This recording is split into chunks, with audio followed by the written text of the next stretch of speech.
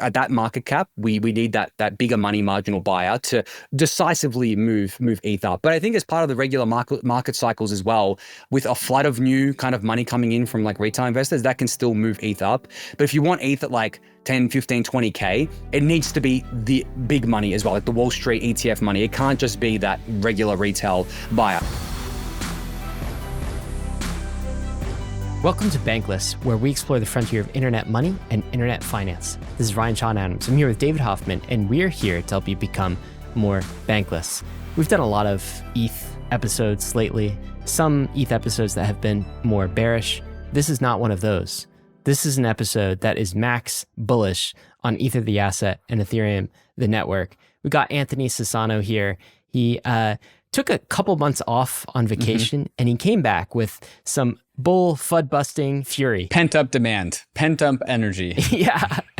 I think he heard rumor of some of the episodes that we did with, like Kyle and Max, and he wanted to, come on and basically refute some of the points made. So we've got three parts to this episode. First, him answering the criticisms, then him making the bull case for Ether the asset and explaining why he is still bullish, and then prognosticating on the future. Particularly the question that's in a lot of ETH holders' mind is like, when we going up? Yeah. Is this cycle going to skip Win us. my asset?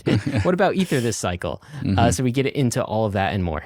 Anthony Sassano just has an absolute wealth of knowledge. It kind of comes at you like a fire hose. So listener, brace yourselves, because here we go. Let's go ahead and get right into our conversation with Anthony Sassano. But first, a moment to talk about some of these fantastic sponsors that make this show possible, especially where we prefer to buy our crypto assets these days. KRAKEN, our preferred crypto exchange for 2024. If you do not have an account with KRAKEN, consider clicking the link in the show notes so getting started with KRAKEN today. If you want a crypto trading experience backed by world-class security and award-winning support teams, then head over to KRAKEN, one of the longest-standing and most secure crypto platforms in the world. KRAKEN is on a journey to build a more accessible, inclusive, and fair financial system, making it simple and secure for everyone, everywhere, to trade crypto. KRAKEN's intuitive trading tools are designed to grow with you, empowering you to make your first or your 100th trade in just a few clicks. And there's an award-winning client support team available 24/7 to help you along the way, along with a whole range of educational guides, articles, and videos. With products and features like KRAKEN Pro and KRAKEN NFT Marketplace and a seamless app to bring it all together, it's really the perfect place to get your complete crypto experience. So check out the simple, secure, and powerful way for everyone to trade crypto, whether you're a complete beginner or a seasoned pro. Go to kraken.com/bankless to see what crypto can be. Not investment advice. Crypto trading involves risk of loss. The ARBITRUM portal is your one-stop hub to entering the Ethereum ecosystem. With over 800 apps, ARBITRUM offers something for everyone. Dive into the epicenter of DeFi, where advanced trading, lending, and staking platforms are redefining how we interact with money. Explore ARBITRUM's rapidly growing gaming hub, from immersed role-playing games, fast-paced fantasy MMOs, to casual luck battle mobile games. Move assets effortlessly between chains and access the ecosystem with ease via ARBITRUM's expansive network of bridges and on-ramps. Step into ARBITRUM's flourishing NFT and creator space, where artists, collectors, and social converge, and support your favorite streamers all on-chain. Find new and trending apps and learn how to earn rewards across the ARBITRUM ecosystem with limited time campaigns from your favorite projects. Empower your future with ARBITRUM. Visit portal.arbitrum.io to find out what's next on your Web3 journey. Radically simple ideas always tend to catch on. That's why CARTESI did the hard work of putting Linux on chain, so that building dApps can be radically simple by using Python or JavaScript and their suite of libraries. Simple, like not rebuilding the basics from scratch. Simple, like dedicated scalable compute for your dApp. Simple, like building dApps however you want. Web3 should be simple too, like bread and butter. CARTESI brings radically simple solutions to Ethereum, so developers can do what they do best: build. Go ahead and discover a flexible, modular stack on CARTESI and build your most powerful, ambitious project yet. Visit cartesi.io/simple and simplify your blockchain journey and start building today. Bankless Nation, someone very special on the show today, a notable angel investor, perhaps known as the ETH Bull of ETH Bulls, the creator of the Ethereum podcast, The Daily Gwei, Anthony Sassano. Welcome back to Bankless. Hey, David. Thanks for having me. Hey, Ryan. How's it going? Going well. This is a long time coming, this episode. Yeah, definitely. I think it's coming at the right time as well. Anthony, I'm just curious. Are you still bullish Ether? Just curious. Oh man, that's a funny question because like the default answer is yes, but like my today answer is also yes. Okay, so I want to kind of zoom out before we get into many of the questions that we are going to ask you, which are going to be some of the same questions that we have asked our other guests over a handful of episodes that we've done, both on the bullish and on the bearish side. We're going to throw some of the same questions at your way, but I want to zoom out. The Ethereum project is a big project. Started in 2015. We are now in 2024. Some of that project, which was once ideas, has now manifested into real life. Zooming all the way out, if we went back in time when we all met, me, Ryan, you all met in 2017, 2018, and we were able to zoom forward to 2024 and see what's up with Ethereum, how would you think that it has gone? Like, vet the progress, the successes of Ethereum, the project, as we once saw it in 2017, 2018. Yeah, so I mean, just to give some context for listeners, I got into Ethereum in early 2017. So I missed things like the DAO, and I missed a lot of those kind of, I guess, very early, years, 2015, 2016, which were pretty formative, I think, for Ethereum as an ecosystem. It really tested Ethereum. Like the DAO was Ethereum's biggest test, I think, maybe ever at this point in terms of the amount of controversy that it made for the Ethereum ecosystem or created for the Ethereum ecosystem. And then the fallout from that is still being felt to this day. Actually, we still reflect back on the DAO in certain kind of areas of Ethereum as a kind of example of what not to do or what to avoid or how to build Ethereum so we don't have to deal with that ever again, sort of thing. And it obviously informed a lot of smart contract development in terms of security, because it was the first big hack from a smart contract, and obviously it led to the worst case scenario, which was altering the chain within a regular state transition to quote unquote fix it, right?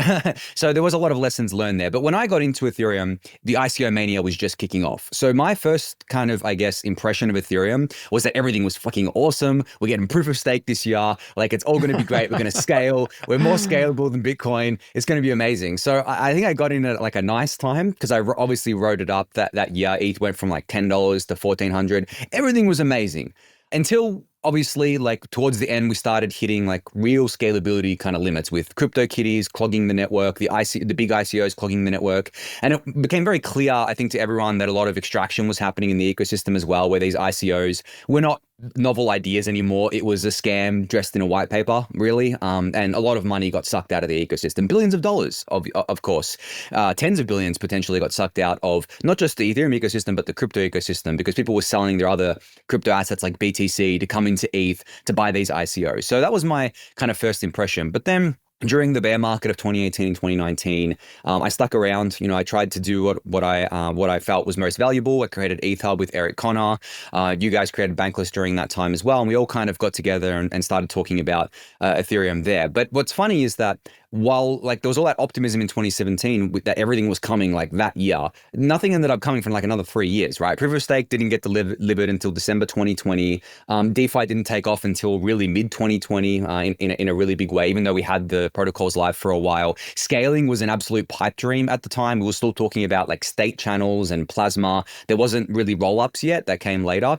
So if I was to look back at 2017, I would say that, yeah, because the bull market kind of, I guess, put a shadow of all of this, it kind of hid it away for a little bit, but then it came to light in 2018 and 2019. So I would say that today, like thinking back, I'm actually amazed at where we are today, given where we came from and like how everything was stacked against Ethereum at the time, as well, considering that we had that brutal bear market after the bull market.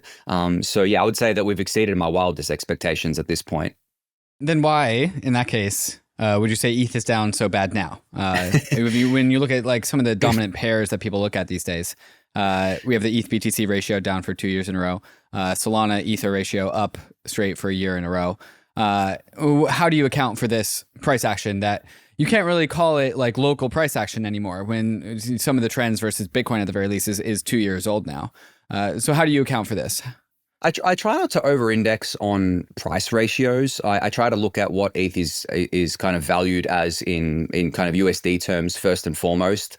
So yeah, it's a $300 billion asset, so it's obviously absolutely massive. It's one of the most valuable assets on the planet. I think it's worth more than Coca-Cola. I was looking at the other day, which is kind of funny when you think about the fact that like everyone knows who Coca-Cola is. It's a global brand. Like I'm pretty sure everyone has had at least one of their products in their lifetime. Whereas Ethereum, on the other hand, is nothing like that. Like most people haven't heard of Ethereum at all, and definitely not bought ETH. So I think that's a pretty big achievement already. But in terms of ratios, the reason why I don't over-index on them is because they're a picture in time, I think. And you mentioned that against Bitcoin, it's less, I guess, like local and more kind of macro. It's been many years now. I understand that. But then against kind of like other assets, I think it's a picture in time of where we're at. If you're going to talk about like against Solana, for example, which obviously is Ethereum's kind of main competitor in the ecosystem today in terms of like being a platform to build things, I have other opinions about how I believe ETH and BTC are competitors as well, and ETH's main competitor is BTC to be money. We're going to talk about that, of course. But in terms of like the actual platform itself, the technology, obviously Solana's had a great last, I guess, 18 months, you could say, maybe a bit longer than that. They've onboarded a lot of people into their ecosystem. They've kept building, they've kept grinding during the bear market, and they're basically experiencing a lot of what Ethereum experienced last cycle. But it's fresher, it's newer, it's the shiny new thing, right? So that's why I don't like to over-index on this snapshot, because like you don't know what's going to happen in the future. You don't know if the same thing's going to happen to Solana, where a lot of that activity washes out and goes somewhere else, maybe another competitor network. Maybe it comes back into Ethereum layer 2s, because we're scaling up as well. It's not like Ethereum has sat still and done nothing. So I think it's just a picture of the current landscape, the time, what we're in now. And it doesn't really have any, I guess, like bearing on the future. I think that's one lesson we can take from a lot of crypto price action, is that a lot of it reacts to the now, to the very short term, and a lot of it has a very delayed reaction to the long term. Because if you look at the players in the crypto ecosystem, a lot of them don't have a long-term, I guess, kind of mindset at all. A lot of them don't understand enough to have a long-term mindset, because a lot of people who get into crypto, for better or worse, are just in it to make money. They don't care about the technology. They're chasing where the money is. And there's nothing wrong with that. But you have to kind of take that into consideration and give context to understand what's happening in the market. It's just a very complex kind of beast there. But I think I saw a tweet. I think it was from Jill Gunter. I'm probably going to get the actual tweet wrong, but she basically said that every other chain is living in Ethereum's past, or Ethereum is living in every other chain's future. I think that's the best description I've ever seen of that kind of phenomenon there, because every issue that Ethereum has today, or every perceived issue, will be an issue for these other chains in the future. And you're already seeing this as time goes on. The more mature an ecosystem becomes, the more issues, I guess, rear their ugly head, especially when it comes to pace of development. The bigger an ecosystem, the slower your pace of development. And this isn't just for blockchains. This is true for centralized companies as well. Like a small, nimble startup is going to move a lot faster than Apple, for example, when developing new products and new features and stuff like that, because it doesn't have all that bureaucracy. It doesn't have to go through a million different product managers, so on and so forth, right? It doesn't have to make sure it doesn't harm the stock, so to speak. So there are complete differences between big and small. And I think that the Ethereum competitors, a lot of them are still very, very small today, right? And they can move very fast, very nimbly, shiny new thing. People love that and are attracted to that. But then as they get bigger, they just fall into the same thing that Ethereum has fell into, in terms of like, they're a really big ecosystem. They have to move slow now. They're mature. So no one, people are like, oh yeah, that's been there for ages. Like that's old news. I'm going to go bet on this shiny new thing. So that's going to happen. And I'm strongly confident in that, because it has happened to Bitcoin. Bitcoin was obviously the shiny new thing once upon a time. Now it's the old boomer thing. Ethereum, same thing, shiny new thing, old boomer thing, so on and so forth. It's happened to pretty much everything that's reached a certain critical mass here. And the last thing I'll say, the one thing that really excites me about the Ethereum ecosystem, is that we're basically trying to have the best of both worlds. We're trying to have the old, established, kind of like mature chain with Ethereum layer 1, and the small, nimble kind of startup, move fast, break things thing with L2s. And I know that there are trade-offs there with interoperability and things like that, which I'm sure we'll discuss. But the way I look at it is that we've essentially done this thing where we're trying to thread the needle between being that old kind of like mature platform and being new and upstart and attracting those new people, because that's the only way you're going to attract new people, is making it so that they feel like they're coming into something new and exciting and not something that's old and dated. So there's a perspective out there that the choices of the Ethereum roadmap have led Ethereum into a path that has changed its fundamentals, right? The fee burn of Ether is down because the layer 2 roadmap took it away, right? So as a result, the vibes on Twitter are bad, and the narrative around Twitter right now is bad because the price is bad. And some people are saying, well, this is actually a fundamental truth. This is a reaction to the roadmap, which is flawed and has led people down and not a very value accretive path for Ethereum. But I think what you're saying is well, actually, all of these chains are on kind of more or less the same paths. And Ethereum, we had our kind of like euphoric fun times in 2021. And now we are kind of doing this very hard thing, which other chains will also have to do. And so the main dislocation between prices of Bitcoin, Ether, Solana is actually just a dislocation in the timeframes of many of the market participants. Some people are looking kind of like looking in the short term, placing their bets in the short term, and not really looking out into the long distant future horizon. And as a result, there are dislocated market prices. Is that a summary of what you're saying? Yeah, I think so. And also, like, I don't know if I'd maybe use the word dislocated. It's as I said, more like a snapshot in time. You know, it's the market basically saying, well, we give this kind of platform this percentage of odds of succeeding over a certain kind of time frame, and this is how much we think it's worth against Ethereum. Maybe it's going to outgrow Ethereum, maybe it's going to outstrip Ethereum. And you mentioned kind of things like value accrual to the asset, and a big reason why. I mean, especially with Solana, where they've been generating a lot of this fee revenue lately through priority fees, through things like MEV, which Ethereum has done in the past. Ethereum did this in 2021, right? Our fee revenue was absolutely massive. We obviously had the burn go live, which made it look even better because, hey, deflationary ETH. But I think that long term, what seems to happen in every ecosystem, and Ethereum is the prime example here, is that value is considered leakage to the L1, where the apps themselves look at that and like, hey, I want that for myself. You know, the MEV participants look at that and it's like, hey, why am I paying so much for this? Like, I want to pay less to extract MEV. I want to still extract MEV, of course, but I want to pay less for that because they're businesses at the end of the day, right? They're profit maximalist businesses. They're trying to make money. I mean, I think the most profit maxi entity in crypto are MEV related kind of entities. Like their whole business revolves around making the most amount of money. So what you've seen with Ethereum over the last couple of years, and this isn't the only reason, but this is a big reason, the MEV on Ethereum has been minimized a lot for the user. The user is able to protect themselves through things like cow swap, for example. There is private order flow, and there are trade-offs here as well. I'm not saying it's a good or bad thing, but it's what has happened. And that's taken a lot of this kind of fee revenue off and also smoothed out the fee market too, where if you have like these, I mean, 1559 did this as well, like the IP 1559, but essentially you have like a much more kind of orderly layout where essentially people are protecting themselves from MEV. The apps are potentially internalizing that leakage and accruing it to themselves rather than leaking it out to the L1. And I think that's going to happen to every mature kind of L1 ecosystem and even L2s. You know, it's not just the L1 here. So that's a big reason why I think that over-indexing on fee revenue for L1s is the wrong move. And valuing these things based on fee revenue is the complete wrong move. Because if we did that, Ethereum wouldn't be worth $300 billion or ETH wouldn't be worth $300 billion. It would be worth a lot less than that if it was just valued on its fee revenue. Even in the times that its fee revenue was really, really high, it shouldn't be worth that much. But if you're just valuing it based on that. But my strong belief, and I believe you guys agree with this, and this is a belief that I've held since 2019 at least, so this is not a new thing. It's like 5+ years of it. My strong belief is that every single L1 token, if it wants to be durably worth hundreds of billions, trillions of dollars, it has to be money. It has to be a store of value. There is no other path to that because of the phenomenon of there's no way these apps and these kind of MEV searchers and anyone else in that pipeline are going to leak all this value to the L1. It doesn't make any sense. The incentives do not go there. The incentives go the complete opposite way. And I think what we're seeing now as well is that more and more people are accepting of this because we have the evidence to back it up. It's all well and good for us to say ETH is money, ETH is a store of value, but people ask, you know, what is the evidence to back this up? Well, to me, the clearest evidence is that ETH is worth $300 billion, Bitcoin's worth $1.3 trillion,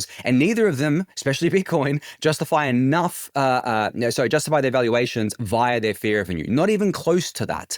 So this isn't to say that Ethereum isn't going to be able to generate fee revenue at L1, and that shouldn't accrue value to ETH as an asset as well. But I think we're talking about where the bulk of the value comes from. It seems to, based on the evidence, not based on just me saying it, it seems to come from a monetary premium, from a store of value premium, and people believing this and wanting to actually hold the asset. And then you've got everything else that falls into that as well, which accrues value to ETH. But that's the kind of way I see it. And I think if we're talking about what's happening now, where people are allocating money, I think people are seeing these high Solana revenues, like they saw the high Ethereum revenues, and being like, oh my God, I want a piece of that. Like, that's really high. That's going to keep growing. It looks really good. The charts are up only. And I think the same thing's going to happen where with Ethereum, a lot of that was minimized. A lot of that came down over time, just naturally. And I think that's what's going to happen with every network. And I'm not trying to pick on Solana. It's just obviously the obvious example here or what to compare it to. But I think that's the end fate here, because a lot of it is MEV as well. That's what people don't understand. A lot of it is MEV, which is harmful to users. And we want to internalize that. We want to make sure, well, the apps want to internalize that. And we also want to make sure users are protected from this because they're losing a lot of money at the moment.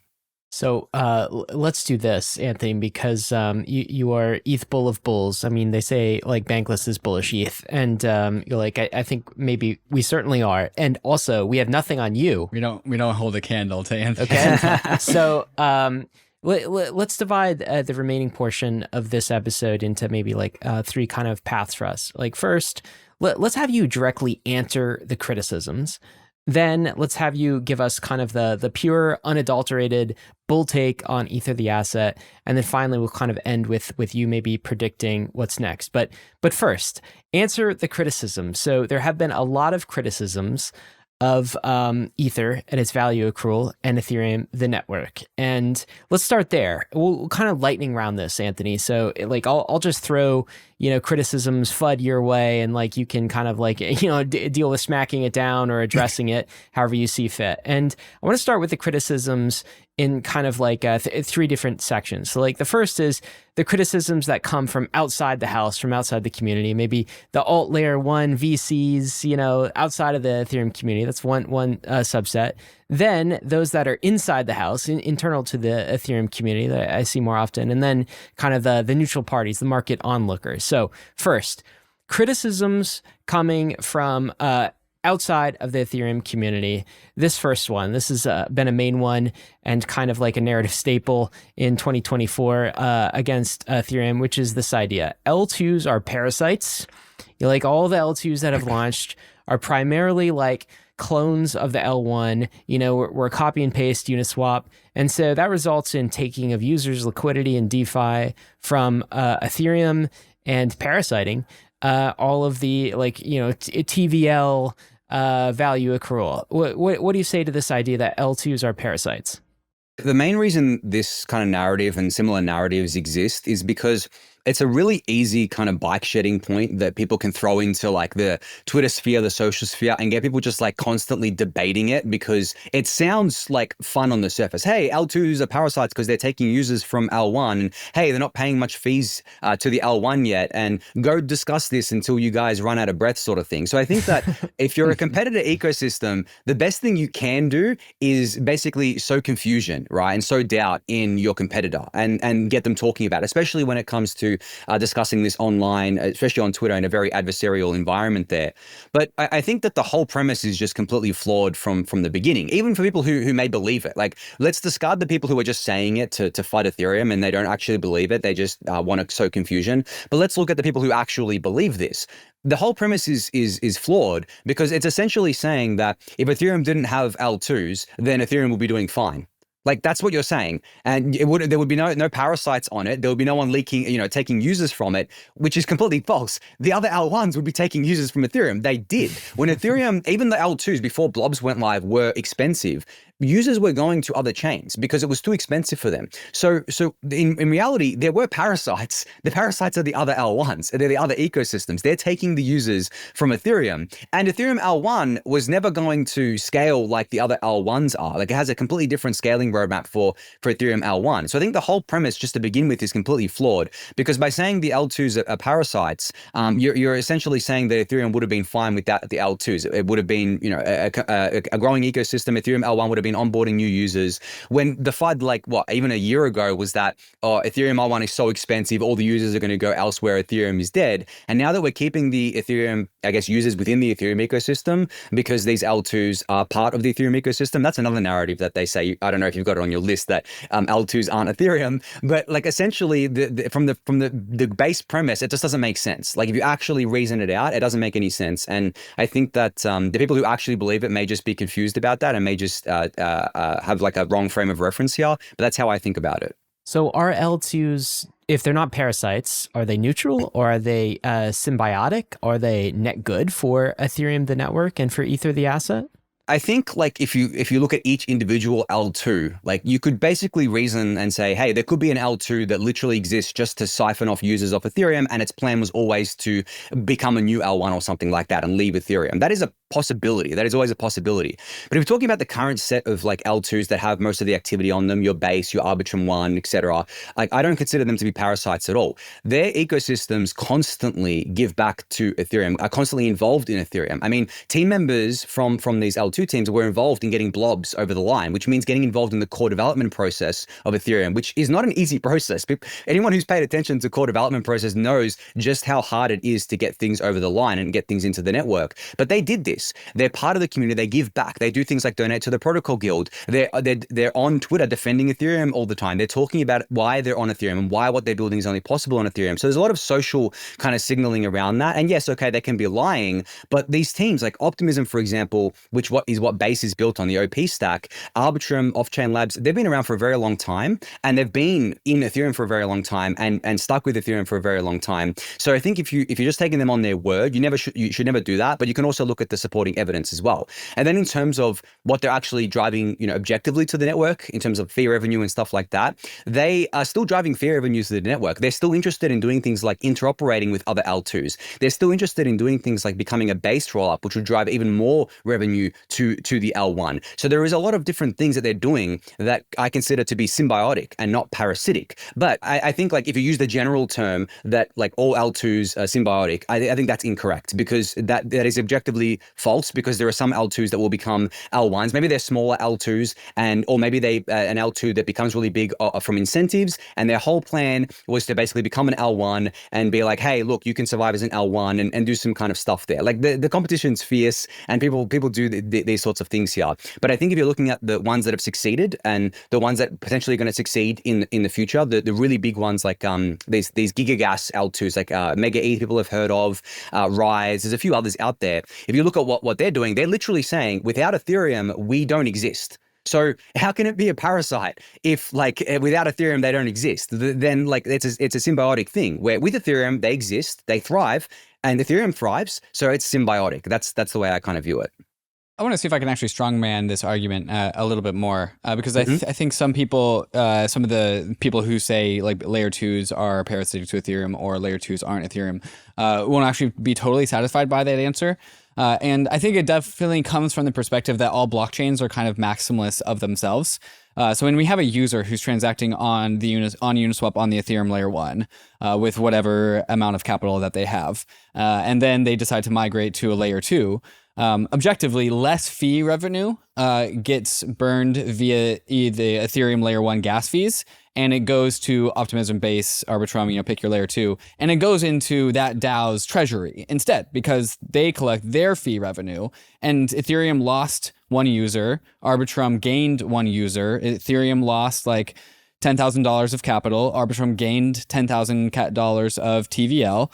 And when Arbitrum captured whatever fee revenue that Arbitrum captured, it actually only gives 1/100th of a share of that fee revenue back down to the Ethereum layer 1 via fraud proofs.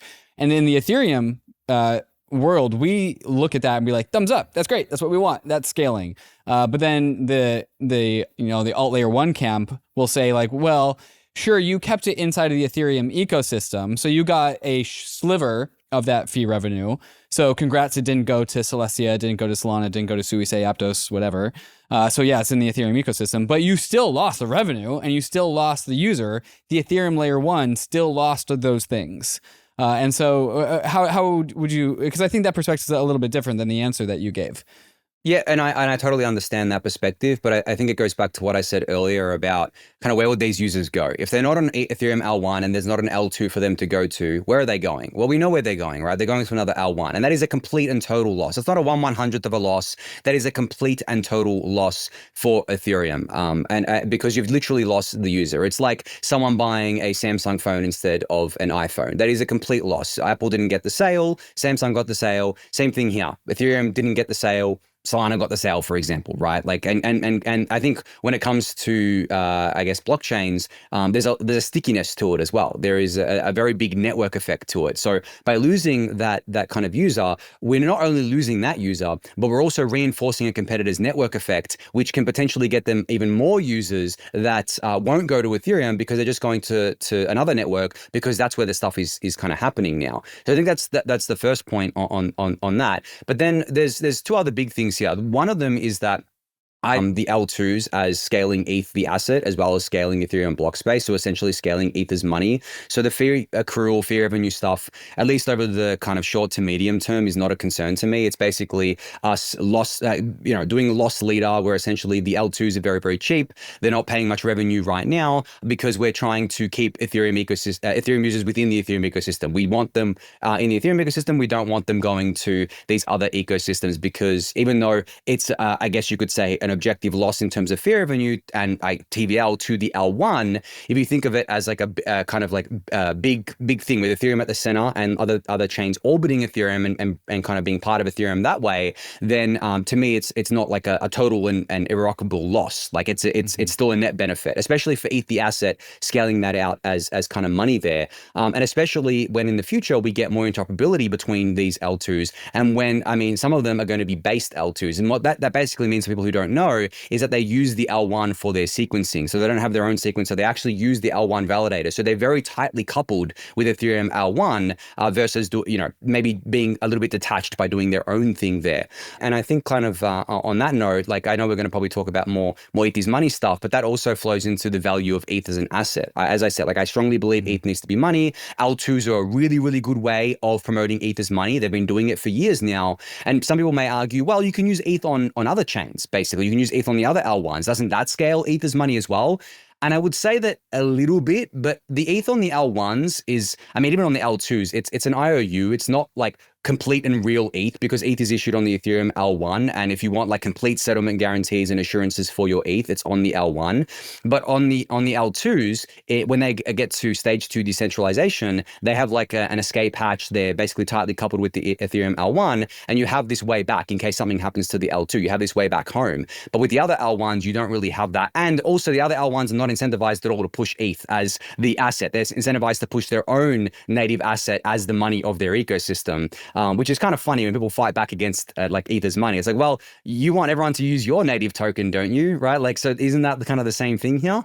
So those are the kind of major points that I'd push back on there. But I get like for a lot of people, they see the world as it is today, and it's very hard for them to imagine the future, and it's very hard for them to look at kind of the incentives and see, well, what's keeping these L2s in Ethereum? Like if they're able to siphon off so much value, why not become an L1?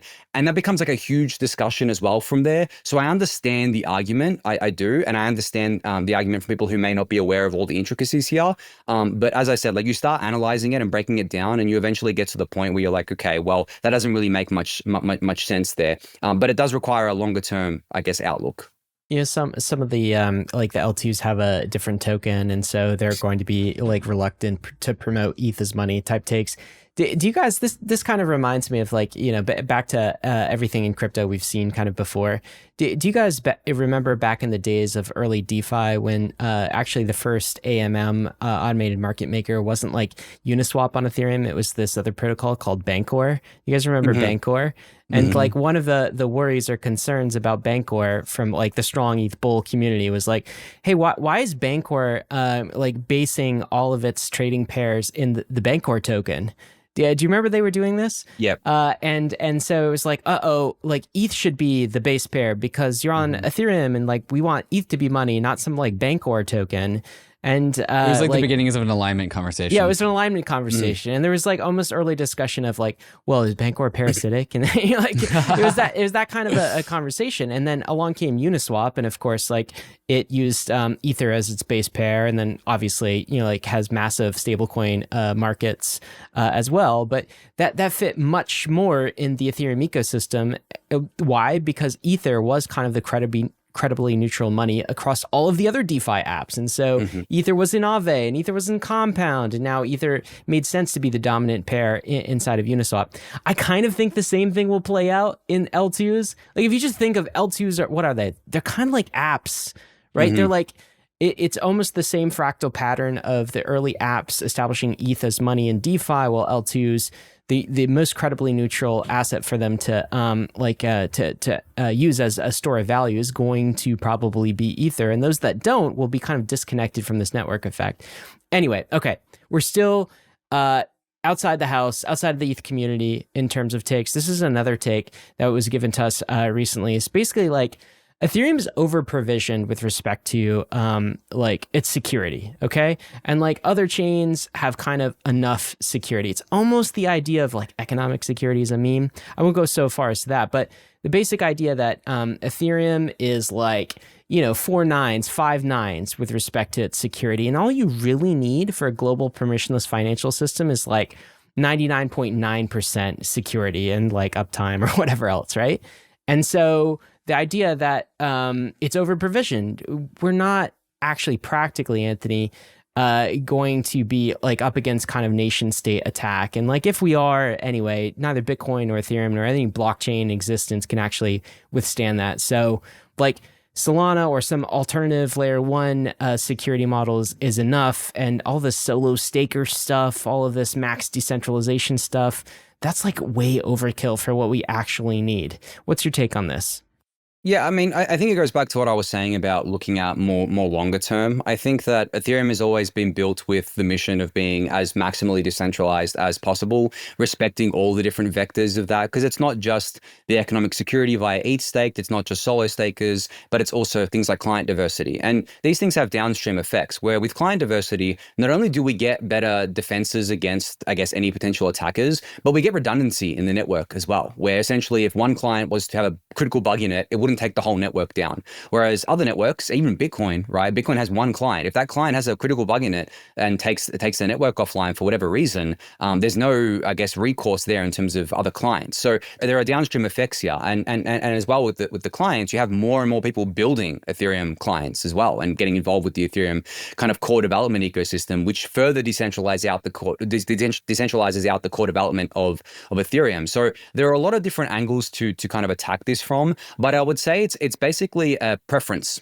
It's not really a kind of argument or not really FUD. It's a preference. It's like, okay, if you prefer to be in an ecosystem that prioritizes the, I guess, like far end of the spectrum that Ethereum does in terms of being maximally decentralized, censorship resistant, planning for the potential worst case scenarios of nation states, but also of just like opportunists as well, wanting to break the network. Because it's not just nation states. If an opportunist sees, hey, like I could break the Ethereum network with a bug. Maybe I found a bug in the core protocol. I can break it and I can make some money on this, whether it's in the markets or something like that. Well, there needs to be a defenses against that as well. So I think from that perspective, you can go in all the different directions of how Ethereum kind of does that. As I said, client diversity is one. There's a bunch of others here. But if that's not something you vibe with, or it's not something that you really care too much about, then we can't force people to kind of care about that. We can't argue against them and say, hey, you should care about this, because it's really, I think, just a preference thing. But I think when it's tested is when it's most important. Like we had the OFAC sanctions against Tonetta Cash, and that really tested Ethereum's claim to censorship resistance, because I think people don't realize that these networks have always been censorship resistant, not censorship proof. And this goes for every network in crypto, except maybe some of the privacy layers like Monero, for example, where it's default privacy. So you essentially get better guarantees because you don't know what's happening on the network anyway. So how can censorship happen? It still happens because you can have censorship at the centralized exchange kind of layer there, but we're talking about just the chain, right?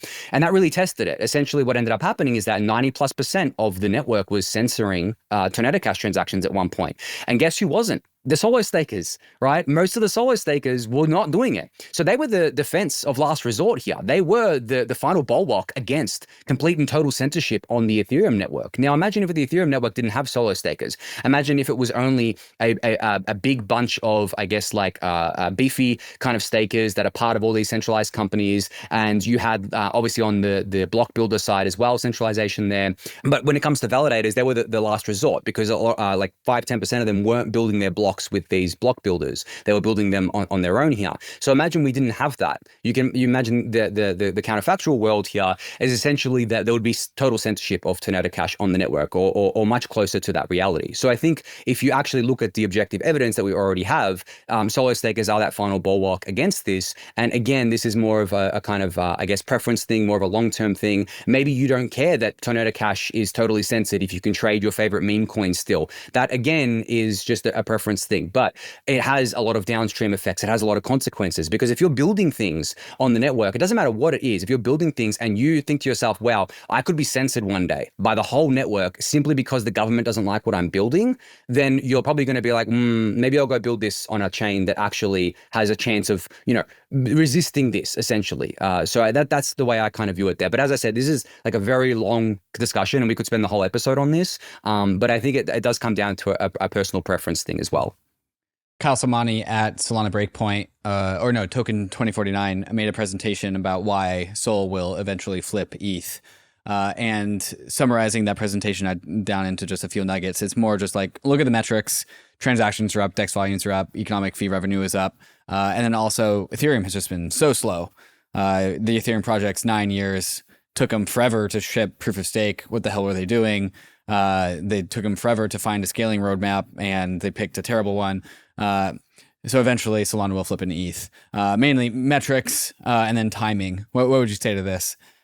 I say hindsight's always a beautiful thing, right? Like you can look back and be like, why'd they take so long to do this? It's like, well, I mean, no one else was doing it, guys. Like, I mean, Ethereum proof of stake is extremely novel. It's very different to the other proof of stake networks. I think people aren't aware of that. And it also took so long because Ethereum is a truly decentralized ecosystem. It was a coordination issue of getting all these people to coordinate and build this thing is a lot harder because of the fact that Ethereum started decentralized. It very decentralized from day one, basically, especially by starting via proof of work, getting the community directly involved in mining. Like from day one, that was the principles there. So I think that's why a lot of things took long. One of the reasons, but also we had to invent a lot of things. We had to invent a lot of ways to do different things. And to be sure, Solana has also had to invent a lot of things to scale themselves up as well. They've got tons of novel technology that they've come up with themselves to benefit their own ecosystem. And to say that like they're so far ahead of Ethereum, and yes, they're a younger network, but to say that they're like all the way over here, or even to compare things like, you know, Solana proof of stake to Ethereum proof of stake, I think is wrong, considering that they're just different beasts, right? They had to do different things, they built differently, and they're different ecosystems altogether. In terms of metrics, I think it's very dangerous for anyone to over-index on metrics at all. And we have very nice, I guess, evidence of that, within the Ethereum ecosystem, where if you just take a snapshot of like 2021 of Ethereum, just take a snapshot of that, look at the fee revenue, look at the activity, look at the DeFi volumes, and say, oh my God, this is going to continue. It's like the Disco Stew meme of like, hey, the trends are up and it's going to keep going up. If you did that right in 2021 and assumed that, then you'd be in a really bad place, because all of those assumptions were completely wrong. That growth did not continue, obviously, because we went into a bear market. The fee revenue came down substantially, not just because of the bear market, but because of the things that I mentioned earlier. And of course, Ethereum took longer to get the scaling stuff out, get the L2s live, get them mature enough to have cheaper fees and things like that. So I really don't think people should be like looking at the today's metrics or even like the last 6 months and extrapolating that out to the longer term. That definitely is not the case, no matter what it is within crypto, because things change very, very quickly. And I think Kyle likes to imagine that Solana exists to only compete with Ethereum when there are so many other competitors out there. Like, as you mentioned earlier, David, there is Sui and Aptos and Say and Monad and Berachain, all these other L1s that are very serious about competing as well. They're not just like these scammy L1s that are like, oh, we don't care about competing, you know, we're just going to do a token, cash out, whatever. I mean, I'm sure there's some of that, but like they're very serious about this. And they're not necessarily going to be competing with Ethereum because they're not a roll-up kind of, I guess, centric chain. They're an L1 trying to scale up the L1. So for Kyle to be like, oh, it's just Ethereum that we're competing with, it's like, bro, like look around you. Like there's all these other competitors. You shouldn't be just indexing on Ethereum here. So for those reasons, I'm not going to say whether like Sol's going to flip ETH or not. I think that's like a wrong way to kind of think about it. But I will say, as I said, like over-indexing on metrics is always a very dangerous thing, and extrapolating them out. Metrics are fine. We want them to be going up, but extrapolating it out as if that growth's going to continue into the future is a dangerous game, I think. By the way, have you guys seen the recent like mega ETH like projections in terms of transactions per second? It's just like dwarfs gas availability. Yeah, it's just yeah. It's like, isn't it like something like 10,000 transactions per second? They're quoting 100,000, but I take these things with a grain of salt, because it's always fun to quote testnet figures and internal figures, and then you go on mainnet and you're like, oh, yeah, I mean, like we're doing a bit less. But you can kind of see, how the architecture, if you go full like TPS and you're an L2 and you just kind of centralize sequencers and you go kind of like all in the way Mega ETH is basically dialing that to max, how like it's almost impossible. It is impossible for an L1 to actually like exceed that from a transactions per second perspective. Right? To take a kind of, I guess, I mean, and then there's intricacies here, but to take like a note from the Solana camp where they like to say that, Solana's as fast as the speed of light, right? All of the validators communicate at the kind of speed of light here. They process transactions at or near the speed of light because they're using beefy nodes going over fiber connections, 10 gigabit per second connections. And, it looks like they're doing that to an extent. But then with the L2s, you don't have that issue because you don't have consensus. Like, you don't need to come to consensus on anything. So exactly. As you said, an L2 can be super centralized, and Mega ETH is claiming that they can have transactions that kind of go through in like 10 milliseconds or 1 millisecond, which is obviously I know. Faster than the speed of light. But the way they're thinking about transactions and the way that Solana thinks about it, it's like, well, they're not technically finalized because they have to go through the Ethereum L1 pipeline. And I'm talking about finalization from a technical perspective, not from like an economic security perspective. So there are differences here. Like, that could be reverted for whatever reason at the sequencer level. Ethereum L1 blocks are 12 seconds, slot times are 12 seconds. So that's the long period of time there rather than what Solana has with 400 millisecond target. So when you look at it from kind of that perspective, I wouldn't say it's like one-to-one comparison here, but at the same time, you have to look at like what users are doing and where users are and what their experience is going to be. If they're getting a really amazing experience on Mega ETH where fees are just like dirt cheap, fees don't go up, there's so much TPS happening there, and then it drives activity to it, they're going to go there as well, of course, right? They're not going to care about the underlying kind of stuff. Not to say that we shouldn't still build that. And as I just said, it's very important for us to prioritize decentralization here. But there are kind of trade-offs here, and the users are going to go where they're going to go. And I think we have evidence that users are happy to go to wherever gives them the cheapest kind of transaction fees, and also has a lot of activity for them to do, like a lot of things to speculate on, of course. Okay, let's go to the group of criticisms that are more coming that I'm seeing from inside the Ethereum community. At least, like, some members of the Ethereum community are kind of taking a look at all of this and saying, hey, like, did we make a misstep with the roadmap? And kind of dovetails on some of what we were talking about, but let me sharpen these criticisms a little bit. And basically, the idea is that it was a mistake to pivot so much in the direction of Ethereum layer 2s. And like, point taken that they're not parasitic, but if we outsource all of the DeFi, if we outsource all of the execution, if DeFi itself moves off of the Ethereum layer 1 and goes to these L2s, well, that's going to take both the value accrual from Ethereum, like Ether, the asset itself, and it will it'd be a case of kind of the tail wags the dog. It will, like, shift control and the nexus of power, the nexus of DeFi into these layer 2s and away from Ethereum, and be not like disastrous or maybe like net negative for Ether's ability to exist as a money. And this goes on where it basically says that the Ethereum community is kind of naive to trust these L2s. You address, like, some of that. The L2s themselves aren't actually going to decentralize. They're not going to get to stage 2. They're not incented to do that. They like the sweet MEV fees. They're not going to decentralize their sequencer. They're kind of in it for themselves. They don't have full economic alignment. And so the summary here goes, Ethereum should get back to its layer 1 and make the L1 great again, make sure that DeFi has a home on the L1, and not continue down the path of like increasing blob space. And it's all about L2s and the rollup centric roadmap. Yeah, so this is actual good criticism and well thought out criticism. This is not like your garden, variety FUD, which is very nice. And I actually agree with a lot of it, to be honest. I think that we did over-index on rollups and layer 2s. And I think that we should have more focus on the L1. But I think people are expecting us to do to Ethereum L1 what like Solana did to their L1, right? And that's never going to be the case. There's just completely different beasts here. Ethereum L1 is not going to scale up execution like that. But in saying that, we should do more things to scale up Ethereum L1, especially for L2s, I think, because it's not just blobs. We can add more blobs and give L2s cheaper fees here, but by scaling up the L1 in terms of increasing the actual L1 gas limit, we give more capacity to not just end users, but also the L2s. And by potentially doing things like reducing slot times from 12 seconds to even 2 seconds, which is a big ask, but if we do that, that is extremely beneficial to L2s because they get faster finality, they get get faster kind of transaction inclusion guarantees, and we make base rollups better because instead of having to wait up to 12 seconds to get your transaction included, it's maximum of kind of 2 seconds there, and you don't have to use something called pre-confirmations as like as a stopgap there.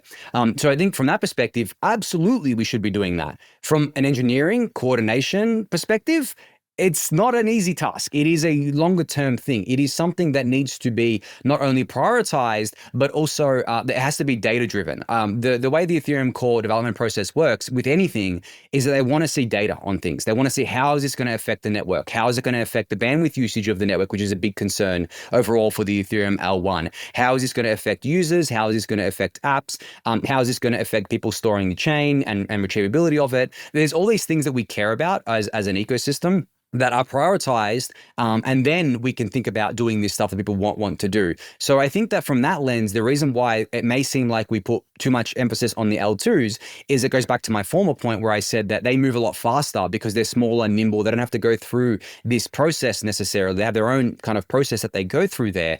And that's why the L1 has naturally moved slower and will always move slower than the L2s, I think.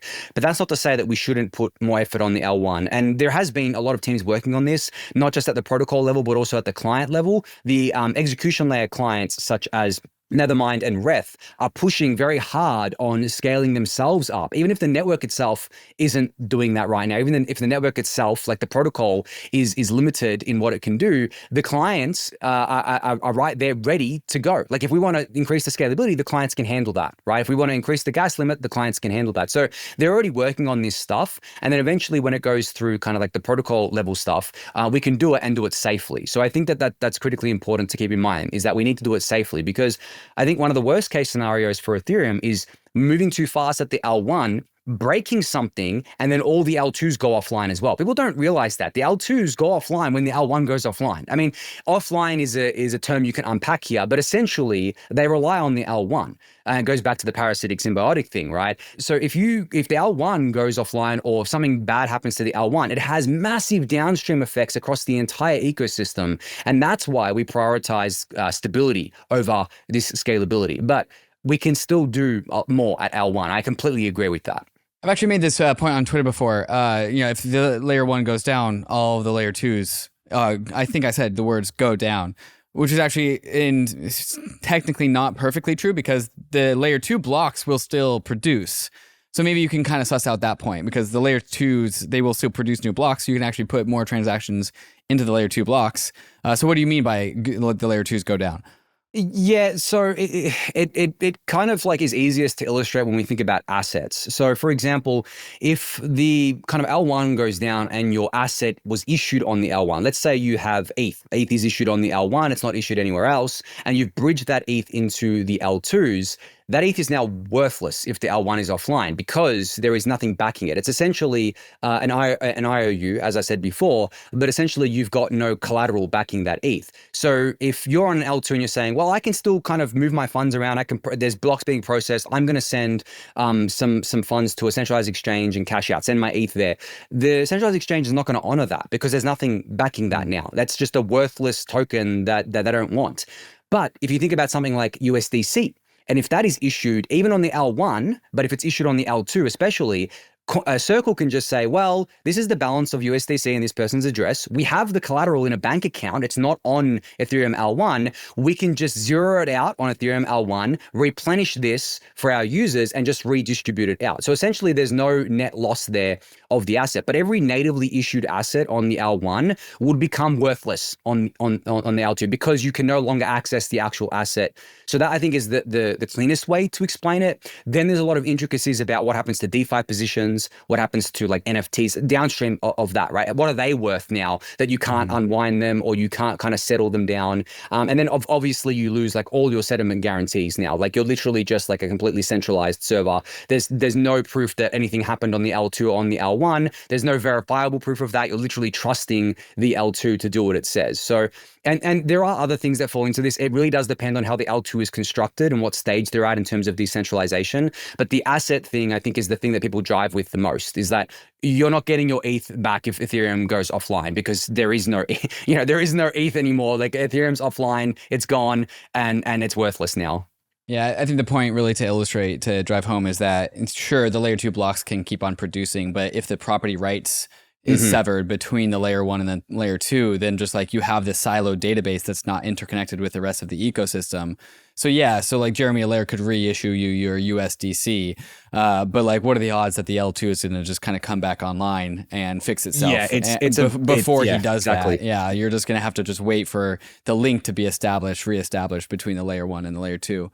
I want to turn the conversation to some concerns that the market might have. Call these non-tribal neutral investors who are just looking to place bets in the space. And they might see Ether being squeezed between Bitcoin's money narrative and Solana's degen, easy UX, and revenue positive layer 1. The Bitcoin ETF inflows are gargantuan. The ETH inflows into the ETFs haven't actually been able to outpace Grayscale outflows. And so we're actually still negative with the Grayscale outflows. Meanwhile, Solana economic transaction fees are rivaling the Ethereum layer 1s. So Bitcoin on one side getting the strong money premium. Bitcoin definitely money. Solana definitely getting the revenue. Ether kind of money, not much revenue. So getting squeezed. How do you think about this? I think Ethereum and ETH as an asset, they've always been the middle child of the ecosystem, right? Where you have like ETH trying to compete with BTC as this money store of value. That naturally makes the Bitcoiners not like Ethereum and ETH, and they already don't like Ethereum and ETH for other reasons. So they naturally attack it, discredit it, so on and so forth. And then you have the other side, which is the L1 competitors. And they're directly competing with Ethereum for, as you mentioned, like things like transaction fee revenue, DeFi volumes, user activity, stuff like that. They're not necessarily competing with ETH to be money, or they're not even trying to do that. Whether it becomes money, it's up to, I guess, social consensus. But like they're not directly competing on that front. But that's something they don't need to do because Bitcoin is handling that. So it's like this pincer attack where it's like, okay, you guys come at ETH as the money thing. We'll come at Ethereum as like a better platform because we can do more fee revenue, have more activity, and we'll just like spread so much FUD about Ethereum that people will think it's dead when it's worth $300 billion and it has so much user activity still, like, and it's growing, so on and so forth. It's actually, I just like, I very much identify with that. Like, this is why it feels like everyone hates Ethereum sometimes, right? It's like, I mean, that's not in our head. It's almost always been like this. I remember when it was like other blockchain ecosystems where there's like Bitcoin and Cosmos, where Cosmos said it's doing the app chain vision, but Bitcoin is like our money and our atoms, like money. No, of course they're not money. We're just trying to build an app chain network, right? And so there was this alliance between like Cosmos and Bitcoin, and it's always been pincer attacked. And I guess that's why it feels like it's a hated asset from like across all the tribes. Yeah, exactly. And I think it's impressive that even in the face of that, ETH can be still worth what it is. Ethereum still is, I believe, the biggest kind of ecosystem within crypto in terms of like to build within. It's still growing like hugely, actually. Like the L2s are absolutely killing it right now in terms of growth. The L1 still has usage, but, contrary to popular belief, it still has like $44 billion or something worth of TVL. Like it's still a home to a lot of capital, a lot of DeFi, a lot of stuff going on there. So I think that even in the face of all of that, like Ethereum has just, gone through that, has persisted through that, and has been able to deliver things that people actually find valuable here. But I think that kind of pincer attack is always going to exist because, yeah, you're stuck between those two camps, and those two camps are quite strong, if I'm being honest. Like especially the Bitcoin camp, like because of the fact that BTC is worth a lot and ETH hasn't outperformed BTC over the long term, and as you mentioned, like ETF inflows just reinforce that kind of narrative there. It becomes a lot easier for that to stick for people, where people are like, well, ETH failed at being money. It's all BTC now. So, screw ETH. Ethereum's cool, but like screw ETH sort of thing. Where I believe, as I said before, that's more of a shorter term outlook. I believe if you look longer term out, I think that ETH still has a very strong shot at being, potentially worth as much as BTC, or if not dethroning it. I'm not going to use the F word here, but that's how I view it if we look longer term out, because I've always believed that, like, yeah, you can have that social consensus around something being money, a store of value, which is incredibly powerful. But then to grow that beyond just a social consensus, to use kind of like objective measures, you need to have like the user activity to back it up. So I'm not talking about things like fee revenue or anything like that. I'm talking about what I said before in terms of increasing the network effect of ETH as an asset, because money is just a network effect at the end of the day, right? The more people that hold and buy an asset, it's worth more. Like, even if you look at something like a fiat currency like USD, for example, the reason it's worth more than everything else, or every other, I guess, like fiat currency in the world, if you actually chart this out, you can see this over time, is not because it itself is like a good store of value or a good asset to hold against maybe gold or against BTC and ETH, but it is against other fiat currencies because it has the strongest network effect, right? It is like a reserve asset. It is used everywhere. People in countries like, and it is backed up by a really strong economy as well, which is, I guess, like the point that I'm making about the Ethereum economy backing ETH as an asset, as well as ETH having that social kind of monetary premium store of value story around it. So I think while we're getting pincer attacked by two different kind of tribes, we're also pincer attacking the money, and we're basically saying you can do both: attack the money use case, get it from social consensus, but also get it from economic activity. New projects are coming online to the MANTLE Layer 2 every single week. Why is this happening? Maybe it's because MANTLE has been on the frontier of Layer 2 design architecture since it first started building MANTLE DA, powered by technology from EigenDA. Maybe it's because users are coming onto the MANTLE Layer 2 to capture some of the highest yields available in DeFi, and to automatically receive the points and tokens being accrued by the $3 billion MANTLE treasury in the MANTLE reward station. Maybe it's because the MANTLE team is one of the most helpful teams to build with, giving you grants, liquidity support, and venture partners to help bootstrap your MANTLE application. Maybe it's all of these reasons all put together. So if you're a dev and you want to build on one of the best foundations in crypto, or you're a user looking to claim some ownership on MANTLE's DeFi apps, click the link in the show notes to getting started with MANTLE. The UNISWAP wallet is officially the preferred wallet of Bankless, and it's the one we use anytime when we want to transact on-chain. Whether you're on your browser or on the go, UNISWAP wallet makes it easier than ever to swap anytime, anywhere. Use your wallet to transfer funds directly from a top centralized exchange and tap in thousands of tokens across Ethereum and over 10 other chains like Base, Arbitrum, and Optimism. Uniswap Wallet delivers deep liquidity, fast execution, and reliable quotes with zero gas swaps through Uniswap X. And when it comes to security, you can rest easy knowing it's backed by Uniswap Labs, one of the most trusted teams in DeFi. Their code is open source and independently reviewed, so you know it's protected. So why wait? Download the Uniswap Wallet today on Chrome, iOS, and Android. And don't forget to claim your free uni.eth username directly in the mobile wallet. Start swapping smarter with Uniswap. Yeah, what's interesting is like Ethereum has always, I guess, fought against Bitcoin's monetary narrative, and Bitcoin certainly had a strong, even stronger monetary narrative relative to Ether in like 2019, as evidenced by like the ratio. I mean, that was a really low point in the ETH Bitcoin ratio. What feels a little bit different this cycle is the strength of the pincer attack from all of the alternative layer ones, at least at this point in the cycle. And so at least going into kind of like 2021, and 2022 and onwards, Ethereum had sort of the big exciting on-chain use cases. Like it had DeFi. All the exciting things in NFTs and kind of the cultural narrative were also happening within the Ethereum economy as well. One thing it didn't have is kind of this algorithmic stablecoin narrative, and Luna and Terra took that and like they took it to their grave.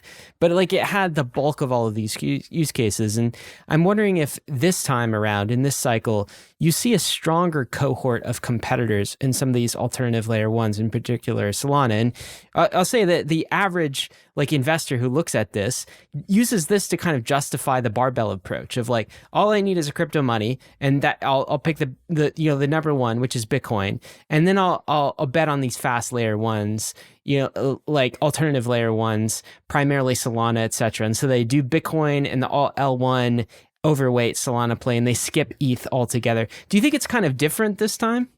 I do think it's different in that, like, we do have serious competitors, this kind of time around. Like, I'm not going to sugarcoat that and say that I don't think they're serious competitors. They definitely are, and objectively are as well, if you measure it by what's been going on in the ecosystem, which I think is great, honestly, for Ethereum overall. It pushes us harder. The competition is not a bad thing. But in terms of like the barbell strategy, or the kind of, a money strategy, or where to invest your money, I think if you look at it from like a barbell perspective, you kind of map this out to its logical conclusion of, well, if one side of the barbell is the money and the other side is like maybe your tech growth kind of thing, then that tech growth thing is just going to go through cycles of being replaced by something else. Because if you're trying to get upside in an asset, right? You're not going to go for the assets that are already big. Like if you're going for the growth upside, you don't want to bet on assets that are already huge in market cap. Like BTC, you're not betting on as a growth asset. You're betting on it as a store of value, as a money. It's going to go up slowly over time compared to other things. And then you bet on like the hottest new tech play. So that will always get rotated out. So you're always changing that side of the barbell. So I think from that strategy, that's not a long-term strategy for the other side of the barbell. It's good for BTC, but that other side is always going to be rotated out for something else. So I think that ETH needs to just worry about the BTC side. I don't think ETH necessarily needs to worry about the tech growth side because of the fact that we were already on that side of the barbell at one point in time, right? We were there and then we got rotated out for something else because ETH matured as an asset. It got bigger. It is no longer something that looks like a pure kind of growth, like massive growth kind of tech play. It's more of a, more closer to BTC. So I would say that if it's a barbell analogy, ETH's kind of sitting in the middle right now, right? And it's trying to edge closer to the BTC side. That's where we want to be. We don't want to be on the left, like, because as I said, the left gets rotated out and ETH's already been there and been rotated out. So we're trying to push ourselves to the right side, which is the BTC side there. So I think that as long as we can keep doing that, and as long as we can keep reinforcing that, as I mentioned, via economic activity, but also via the story of ETH's money, I think we can eventually succeed there. But yeah, it is a long-term bet. There's a lot of unknowns here. Depending on the type of investor you are, you're not going to allocate to ETH if you're just in it for the growth play, or if you just want to be really, really safe and say, I'm going to go into BTC because that to me looks like it's already got everything. It's going to go up only from here. It's got the ETF inflows, so on and so forth. But again, the upside is very limited there in terms of like, I mean, you're going to still get upside, of course, but in terms of other things, yeah, it's going to be the least upside you're going to get, basically, I think. Anthony, a bit of discourse that's been going around in crypto Twitter lately is Ethereum's lack of North Star, or maybe it has a North Star, but no one can articulate what it is. Bitcoin has a North Star. It's digital gold. Solana's North Star is decentralized NASDAQ, or consensus at the speed of light. What's Ethereum's North Star? Or is it a problem that we can't really articulate one?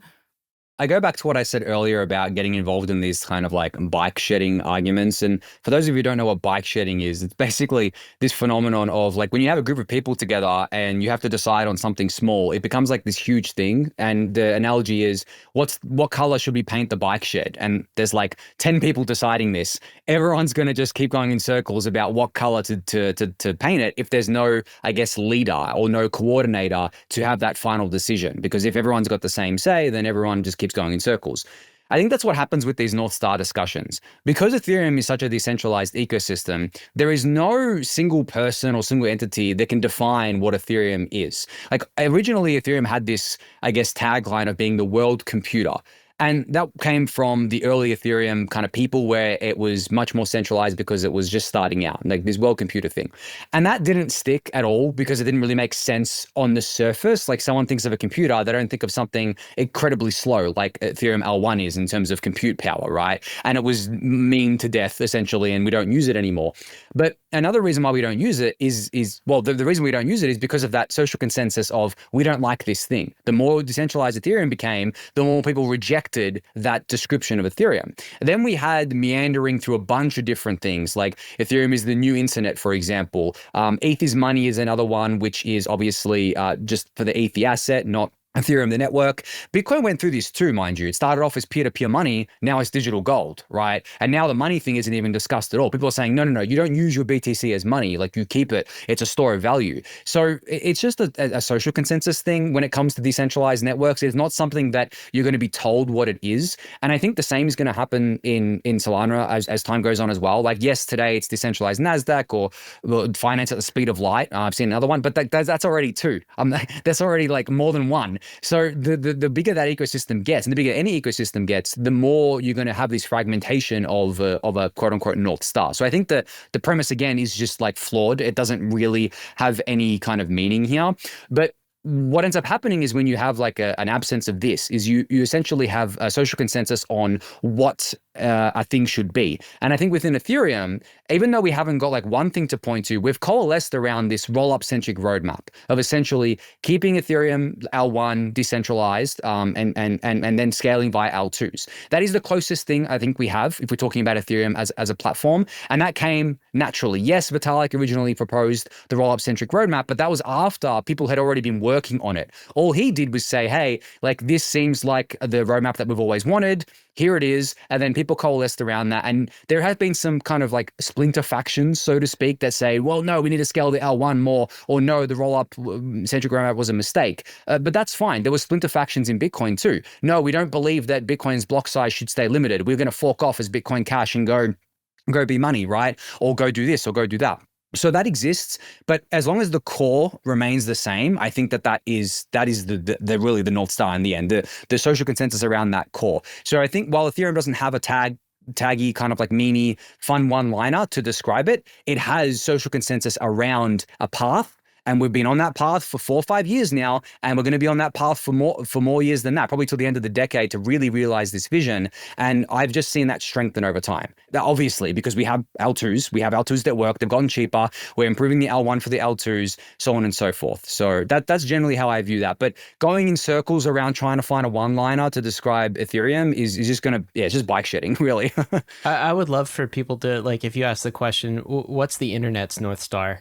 How would someone you like possibly answer that? It's like, it depends. What era of the internet are we actually exactly in? Right? It's so general purpose that it can do. It's like so many things. It's e-commerce, and then it's like email, and then it's like, social networks, and now it's like AI. It's so many different things at once. I do agree with you though. Ethereum does have a North Star with respect to its roadmap. Like, having been in Ethereum for like some time, I don't think I've seen the Ethereum roadmap as clearly articulated as now. I mean, do you remember back in like 2018 when it was very unclear what the next steps were to accomplish this entire vision was, and now it's like much more clear. That's putting it nicely. Yeah. If I look back at 2018, it was a mess. It was a complete and total mess. Like, I don't think people realize just how bad it was. Like, people would like to say, oh, sentiment is so bad right now for Ethereum. It looks like Ethereum's dying, whatever. That's obviously all untrue. But like, a lot of those people maybe weren't around in 2018 and even 2019. Sentiment was within the core Ethereum group was actually pretty good because we believed in what we were building. We had confidence in it. But outside of it, Ethereum was written off as like completely and utterly dead. And it actually looked like it too. Dead. Right. Yeah. It actually looked like it. But yeah. And as you said, there was no roadmap really. Proof of stake was completely up in the air. We had no idea what was going on with that. We had no idea what was going on with anything else really, like sharding as well. I remember we thought we were going to ship proof of stake as a smart contract, right? And exactly. I felt like we were months away from that. And then whoops, nope. Not anymore. We're totally shifting that idea. Yes, exactly. They literally, I don't think people realize, but like with proof of stake, they literally completely pivoted the roadmap. All the old work was discarded. I think only a few things from that old work were kept. Everything was discarded. They started from scratch and they launched it as a new chain. And then we did the merge. Yes. Like the amount of kind of things that had to go right for Ethereum to even get to where it is today is insane. Yeah. And I think that gets lost in the sauce. People don't realize all of the things that Ethereum has achieved so far, which, spoiler alert, is going to be part of my Bankless Summit talk because I feel like it's worth reminding people of this stuff. And then they look at just the present, which is fine. Like, the present obviously is important, but I think learning from the past, seeing where we've come from and getting confidence from that, looking at the present thing, the present kind of state of things, maybe changing course where we need to, and then looking out into the future and seeing, okay, where logically is this going to go? And I think Ethereum has never been in a better position. Like, it's objectively true that we've never been in a better position as an ecosystem. Yes, we've got better competitors, but that's fine. That means Ethereum's going to be better. And it already is playing out where the L2s are like, well, screw you. We can do what you can do and better. And they're marketing this out there and they're actually putting it live on the network. Base is scaling every week. I don't think people realize this. They're actually increasing their gas limit every single week. They're scaling up. They're doing so much TPS there. The OP stack is killing it. Like, I'm going on a rant here right now, but in terms of like getting all this stuff happening on the network, yeah, there's never been a better time in Ethereum, in my opinion. Okay, well, you've punched down some of the critiques here. Let's get into the bull case. I think you've articulated a lot of it. Now I want to ask a more targeted question on the bull case for Ether, the asset, and Ethereum, the network. Are there any bull catalysts ahead of us? Like, what do you see that's kind of exciting? I mean, you mentioned based rollups a little bit earlier. Of course, we're not done the L2 roadmap, and we're going to continue to expand blob space. But when you look at the roadmap and what's ahead, are there any bull catalysts that you see for Ethereum? Yeah, so I think, people always like to rally around some kind of big catalysts, right? Like EIP 1559, the merge, the Beacon chain launch, so on and so forth, which is great. It acts as a coordination kind of thing where everyone... You gotta keep hope alive, right? I remember like my last bull catalyst for Ether was like the ETH ETF, and like that didn't like fully materialize. Now, like maybe that's a sleeper. Maybe that'll age like a fine wine, and that's the hope. But like you kind of have to have something to look forward to. Yeah, I think so. But then you can also look at Bitcoin, and it's had nothing to look forward to for ages and done just fine, right? So you know what I mean? Like the ETF was the last big thing that they had to look forward to really in the last few years. Like there's really been nothing else because they don't change the network. There was a little bit of energy around ordinals, but that seems to have faded a bit. Not to say it's gone away or won't come back or whatever, but most people in Bitcoin aren't interested in that, right? Like they're not even talking about that. So I think if you look at that as a counterexample, you don't necessarily have to have something to always look forward to. But if I'm being totally honest here, I don't think there's anything as big as the merge, for example, down the line in terms of like one singular event that everyone can rally around, and that's like this big, huge thing that's coming. But there is a lot of kind of incremental stuff over the next few years. A lot of stuff just continuing to happen because Ethereum is now a mature ecosystem. Because we've got a lot of the kind of puzzle pieces in place now, we can just keep building on top of that. So it's more of a snowball effect where the snowball just keeps getting bigger and bigger and bigger over time, rather than having like the big snowball that's sitting there for you to go play with sort of thing. So that's how I'm viewing it. Now, if people actually look at the roadmap, and this is timely because Vitalik just put out his final blog post of a 6-part series of the Ethereum roadmap. He describes each part of the roadmap and then what the goals are for that kind of area of the roadmap, and then what that actually means for developers and users, so on and so forth, scalability and stuff like that. So I highly recommend people go to Vitalik's blog and read all of those. But among those things, there is, again, not like this big thing, right? There's not this big event because they're all happening in parallel. So they're not like sequential where it's like, okay, well, this part of the roadmap happens now, then in a year's time, this one will happen. It's like, okay, part of this roadmap happens now, part of it happens now as well, but part of it happens later, so on and so forth. But again, it's all kind of like just overall improving the Ethereum ecosystem, improving the Ethereum network. And I right now can't see like that one kind of big thing anymore, which again, as I said, I don't think is necessarily an issue because if we look at Bitcoin, it hasn't been an issue for them. I know that the premise is different here in that Bitcoin doesn't do anything. It's literally just like a story that, in a social consensus thing about it being a money store of value. But I think that is the same for like ETH as an asset, like as we've discussed before about ETH being money.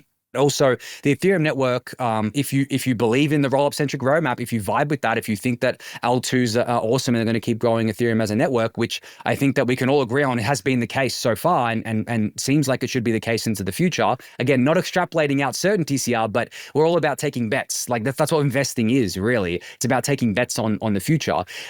Essentially, if you believe all of that, then you believe that the Ethereum ecosystem is going to grow dramatically from here. I may say the word incremental, like it means like small little things, but in terms of growth, I think that we've got like, thousands of times, tens of thousands of times growth ahead of us because we've barely onboarded most of the world into crypto. People say, oh, well, there's 100 million people, whatever, that own crypto assets. Okay, cool. But how many of those people are on chain?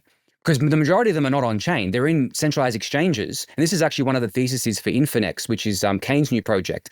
All these people are on centralized exchanges. They do nothing else. They're not on chain. They never go on chain. They sit there. They're actual users, or they have the assets. Let's give them a way to use them. Let's let them do stuff with these things. And if we look at it from that perspective, the entire industry, not just Ethereum, to be fair, the entire industry is growing, like the on-chain industry is going to grow so massively from here. So while the actual upgrades to the Ethereum network and to the L2s may seem more iterative in that we're not going to be having this massive kind of event to look forward to, but we do have to look forward to is onboarding billions, literally billions of humans and trillions, or if not more, of machines. That's another thing that's become a big theme lately, but something that I know that you guys have talked about for a while now, about these machines coming on chain, these AI agents, like actual AI agents, not just AI dressed in a 5-person trench coat, right? Like actual AI. So if you look at it from that perspective, there's no reason not to be bullish, unless you think that the L2s aren't going to capture this activity, that Ethereum isn't going to capture this activity. Then that's the reason to be bearish. But from where I'm sitting, that doesn't seem to be the case. It does seem like the L2 momentum is very strong and is kind of like a snowball rolling downhill at this point. It's like with KRAKEN just last week, like all of the major centralized exchanges now have L2 strategies, basically. Anyway, that will continue to kind of roll downhill, and I think a lot of the trends you're speaking to are moving forward at an accelerated pace. This episode will come out after the day after an episode that we will release with Justin Drake. And the episode with Drake was all around based rollups and kind of the future and why he's kind of bullish based rollups. I remember we did an episode earlier with Max Resnick, who's kind of critical of the Ethereum layer 2 roadmap. He's like wants to quote unquote make the L1 great again, even to the extent of like, if we have to sacrifice solo stakers. That was his take, not like our take. Anyway, we asked the question in that episode, hey, Max, if all of the L2s overnight were converted to based rollups, meaning that they used Ethereum validators for sequencing rather than a centralized sequencer, would that kind of solve the L2 alignment problem that you're talking about? And his answer was basically like, yes. And so I want to ask you this question. Do you think that based rollups are going to be, I'm not going to say a silver bullet, nothing's a silver bullet, but do you think that this will solve some of the outstanding issues that Ethereum is perceived to have with L2 alignment, and even like problems like liquidity and fragmentation and keeping DeFi on the layer 1, all of these things? How bullish are you or optimistic are you on this technology? Yeah, I would say that obviously Justin's going to dive deeper into this on that episode. I mean, as you said, this comes out after that, so people will have learned a lot about based rollups from him. He is like one of the champions of it. I would say from my understanding of them and from all the research that I've done, it, as you said, isn't a silver bullet, but is like really fucking cool. Like part of my language there, but like when you look at it, it's really cool because not only does it tightly couple the L2s to the L1, so it actually not only on the surface, like in terms of like talking about it, but actually feels like one kind of united Ethereum ecosystem, like you're under the Ethereum umbrella, but it drives more revenue to Ethereum L1. So people who like to see more revenue, like to see those numbers, like to see that direct value accrual to ETH the asset and to the Ethereum network, that's better for it. You get better interoperability between the different kind of layer 2s and rollups here because of the fact that they're sharing, I guess, like a sequencing layer on the L1, and you get access to the most decentralized validator set in the world. No other validator set is as decentralized as Ethereum's, not even Bitcoin's, because Bitcoin mining is very centralized. People maybe don't realize this, but it's quite centralized.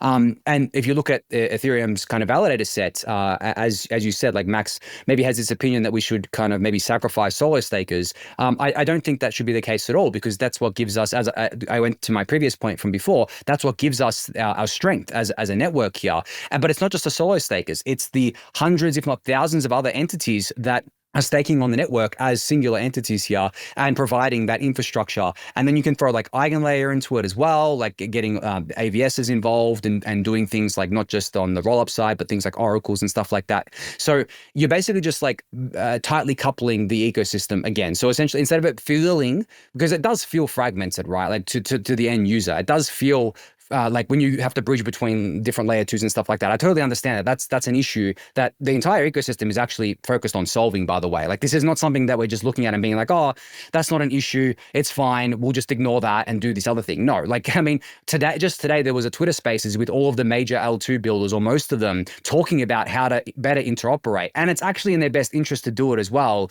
because of the fact that they're stronger together than they are apart. Much stronger together than they are apart. It's like doing alliances between nations that don't like each other, like economic alliances. It's like, okay, I don't like you, your culture doesn't vibe with my culture, but hey, we both interested in an economic alliance here. Let's put aside our differences because we're stronger together than we are separated. Because if we're separated and we're on our own, if you form an alliance with the other people that don't like me, then I'm on my own. And I'm here like, oh shit, like you guys might invade me or something if we're using the nation state analogy here. So I think the same is true for blockchains, where it's like, well, if we don't unite under one umbrella like Ethereum, if we don't tightly couple ourselves to Ethereum L1 as L2s, we may just find ourselves in an isolated island. We won't get the economic activity that we want. We won't get the liquidity, the TVL, the users, and we'll basically lose because of that. You could have like the best technology, but because you haven't actually played nice with the entire ecosystem, which is your incentive if you want to grow, then you end up in an isolated kind of place there. So that's kind of how I view it. But to Max's point, because Max is very big on pushing the L1, as you mentioned,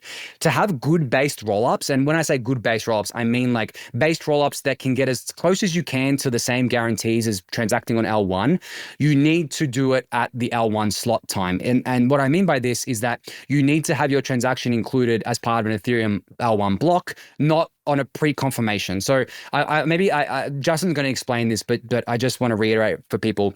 A pre-confirmation is basically a promise saying there's these people that run this software and they put up like a collateral bond and they say, well, I promise to include your transaction in an Ethereum L1 block it's sometime in the future, because Ethereum L1 block right now, or slot technically, is 12 seconds. So if you want to get your transaction soft confirmed in like 1 second, that can't happen just going to the Ethereum L1. You have to wait those up to 12 seconds. Whereas a pre-confirmation can be as fast as the speed of light, basically. But that's a promise. It's not confirmed until it's actually in the Ethereum L1 block. And on top of that, it's not actually finalized on Ethereum for like 13 and a half minutes. So there's still a potential of a reorg, that's what we call it there. But to Max's point, reducing slot times to like 2 seconds, which, as I said before, is a huge thing. It's not something that we can do overnight. But reducing slot times from 12 to 2 is massive, because of the fact that now we don't necessarily need pre-confirmations. Like if a user has to wait like up to 2 seconds to get their transaction included on an L1 block, I think that's fine. It's the same as loading up a website. I'm happy to wait a couple of seconds if I have to, right? I'd rather not, because there are short attention spans these days.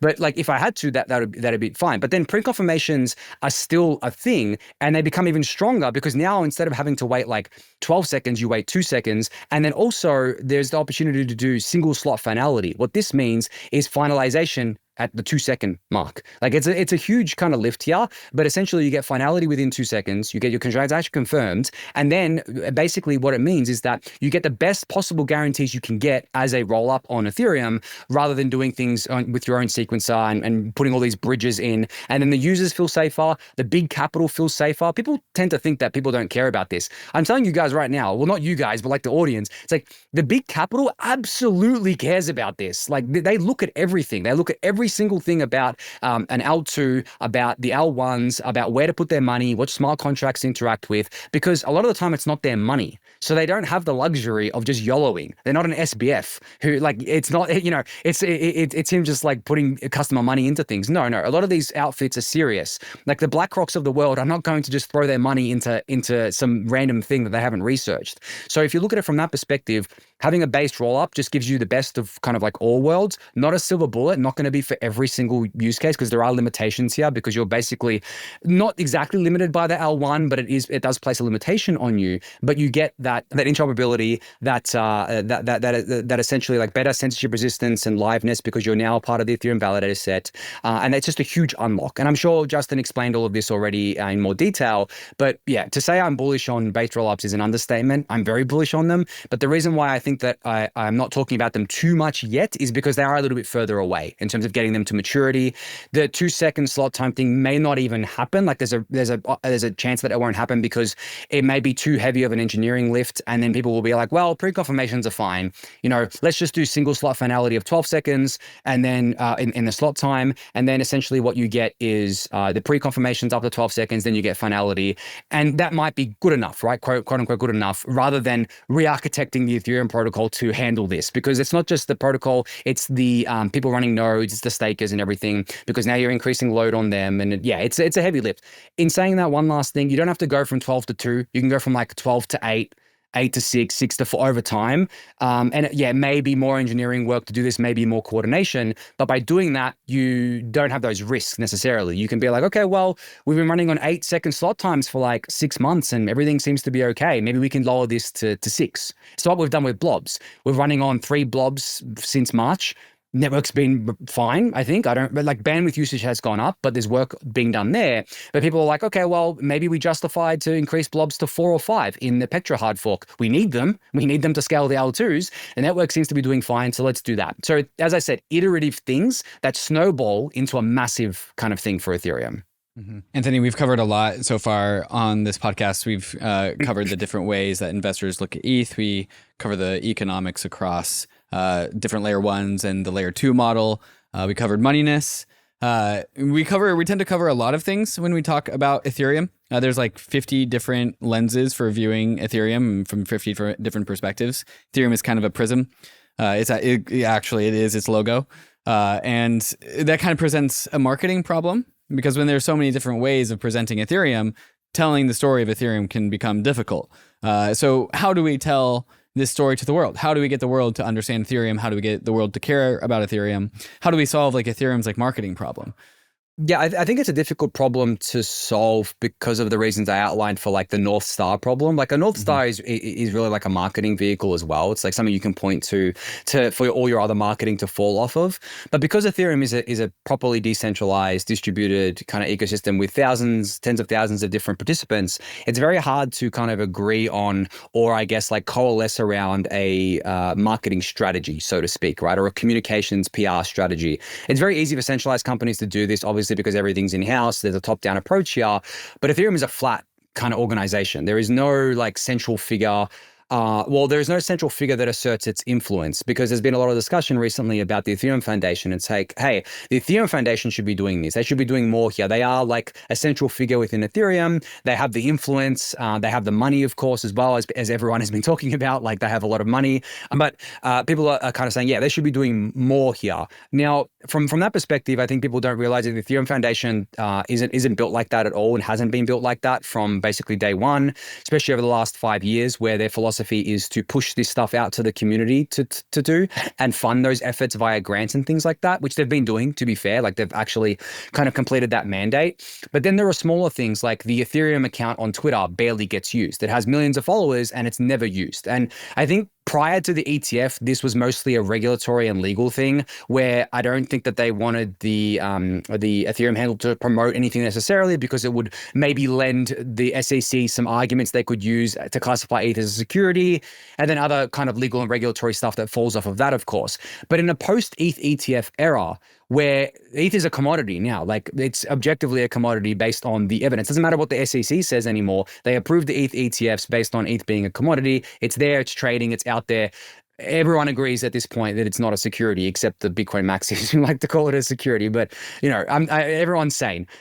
So from that perspective, I believe that Ethereum's marketing kind of efforts can be a lot more aggressive. And I believe the Ethereum Foundation can actually not necessarily do it themselves, but maybe change their stance a little bit and say, hey, okay, let's maybe give the Ethereum Twitter account to a group of community members, long-time trusted community members that can manage it. And we'll put a set of guidelines out. It's like, you can't promote this, you can't promote that, because you don't want to be promoting scams, obviously.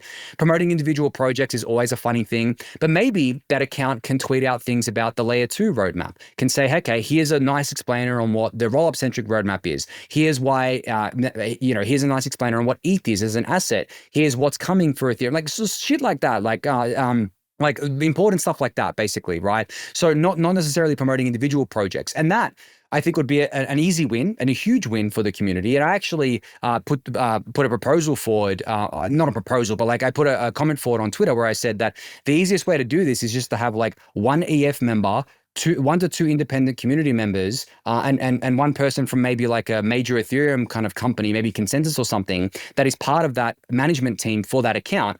And then they can, have their guidelines and follow them. And there you go. That's an easy kind of win there. And then on top of that, I think the Ethereum Foundation could potentially fund an effort that is focused on purely marketing, PR, comms, but like using world-class teams for this, not just the community. The community is fine, but if you want to actually do proper marketing and PR and communications, you have to hire people that are specialized in this field. You can't just rely on the community who just tweet bullish ETH things. That's not the same thing. So proper marketing efforts can be done here. But I do think that pre-ETF, the main concern was those regulatory legal concerns. But in this world that we're in now, those concerns shouldn't exist anymore, I believe. And that the EF should be more aggressive here, because there's really no other entity that would do it. Consensus used to do it, but I don't know what's happening with them these days. They're kind of quiet.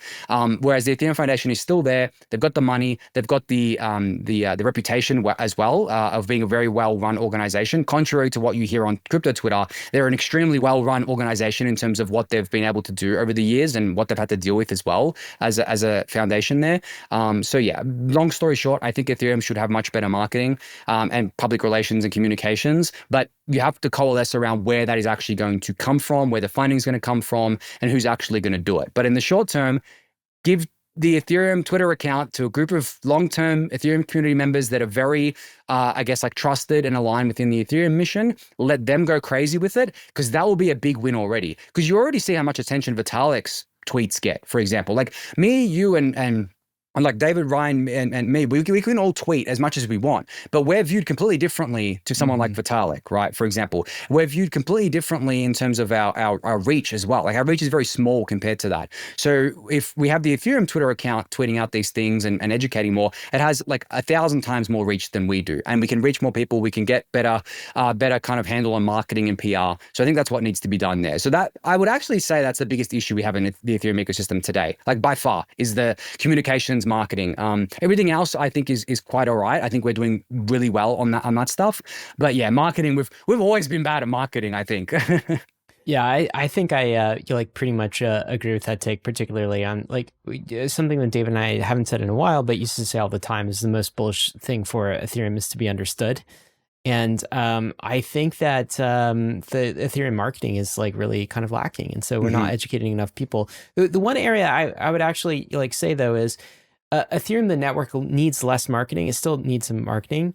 And Ether, the asset, needs like much more marketing, much more focus. Like Ethereum, the network, has already kind of reached escape velocity and taking off. Whereas Ether, the asset, how to value this thing, whether ETH is a monetary asset or if it's just gas. And I mean, even look at like BlackRock and TradFi and the way they pitch Bitcoin versus Ether. They pitch Ether as kind of like a crypto technology growth internet like tech platform, whereas Bitcoin they pitch as an asset, and that's just flat out wrong, right?